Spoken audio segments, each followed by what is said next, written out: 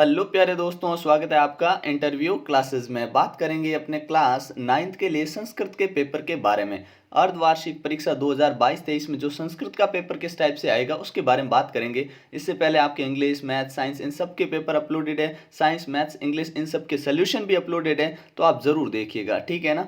और वीडियो पसंद आए तो दोस्तों के साथ शेयर करें और लाइक करना नहीं भूलें। और आपके इंग्लिश का कंप्लीट सिलेबस अपलोडेड है, उसके बाहर से आपके कोई क्वेश्चन बनने वाला ही नहीं है, तो आप प्लेलिस्ट में जाकर जरूर देखिएगा, ठीक है ना। अब चलिए देखते हैं अपने संस्कृत में किस प्रकार से रहने वाला है। वस्तुनिष्ठ प्रश्न पूछे जाएंगे आपसे, ठीक है ना, जिनमें आपसे पाठ, संधि, विच्छेद ये सारे प्रश्न मिला के पूछे जाएंगे, ठीक है ना। कुल आपसे यहाँ पर 11 प्रश्न पूछे जाएंगे एमसीक्यूज में। कितने? 11।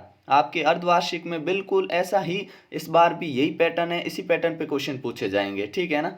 फिर आपसे पूछे जाएंगे अपने 8 नंबर के जो प्रश्न है वो 8 प्रश्न पूछे जाएंगे 6 नंबर के, ठीक है ना, जिनमें आपको रिक्त स्थान भरना है, ठीक है ना। ऑप्शन सामने आपको गिवन होगा, दिया हुआ होगा, उसके अनुसार ही आपको भरना है।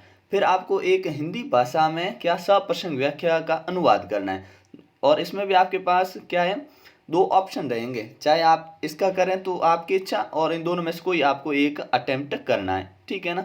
उसके बाद में जो चौथा प्रश्न होगा, एक सप्रसंग व्याख्या इसकी हिंदी में लिखनी है। वो क्या था? ये अपने गद्यांश था और ये पद्यांश है, ठीक है ना। तो इनका जो श्लोक टाइप होते हैं वो होते हैं पद्यांश, ठीक है। तो इनका भी आपको अथवा में, ये भी अथवा में रहेगा, कोई एक आपको अटेम्प्ट कर लेना है, ठीक है।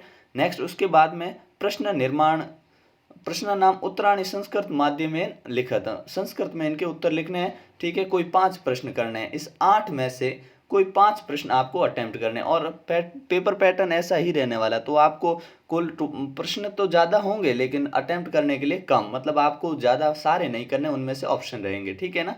फिर है आपको स्व पुस्तक पाठ्य पुस्तकात को अपनी 2 श्लोक लिखित यो यस्मिन प्रश्न पत्रे न स्यात्। ध्यान रखिएगा, ऐसे 2 श्लोक लिखने जो इस प्रश्न पत्र में नहीं हो, वो आपको 2 श्लोक लिखने। कम से कम आपको 6 श्लोक आने चाहिए, ताकि अगर मान लीजिए 4 श्लोक घूम फिर के आ गए हैं तो नहीं, तो आपको 4 श्लोक तो ऐसे याद होने ही चाहिए, ठीक है ना। अगर 2 आपने याद किए वही आ गए पेपर में, तो 2 तो आपके पास ऑप्शन में रहने चाहिए, ठीक है ना।